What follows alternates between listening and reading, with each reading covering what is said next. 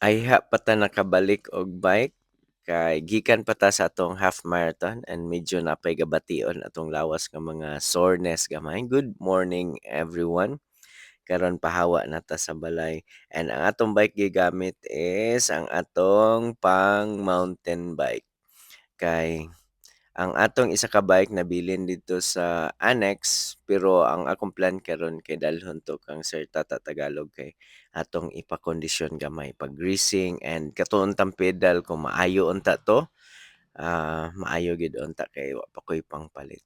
So niabot ta dinhi sa Bukso karon mag-time in ta and excited ta mo time in sa atong work because last weekend na-energize man ta, naka-grounding ta, ah, break ta kadali because nag-appeal tag half marathon. So teachers, importante gid kaayo sometimes pod nga naatay kaugalingon nato nga mga hobbies. So sa ako, biking, running karon nga panahon na.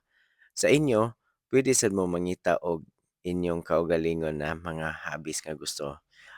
Bisan tigulang ta, pwede ta mag-learn og swimming. Bakit?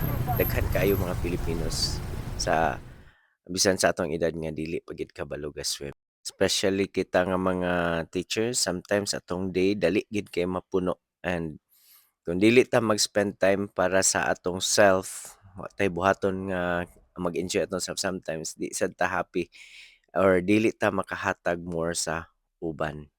Wa tay energy nga mahatag pod sa uban. So teachers pangita tag hobbies, something lang nga simple, something nga gusto nimong buhaton kay mag-remind lang sa ato nga dili lang trabaho tanan. So kinahanglan sad ta mag-improve, kinahanglan ta mag-learn new things.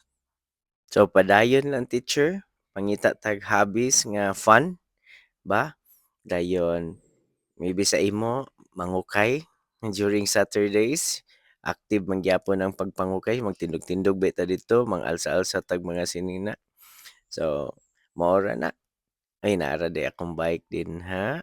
Naghulat na siya nga ipa-check up didto unya and dinhi nato gi-park ang isa.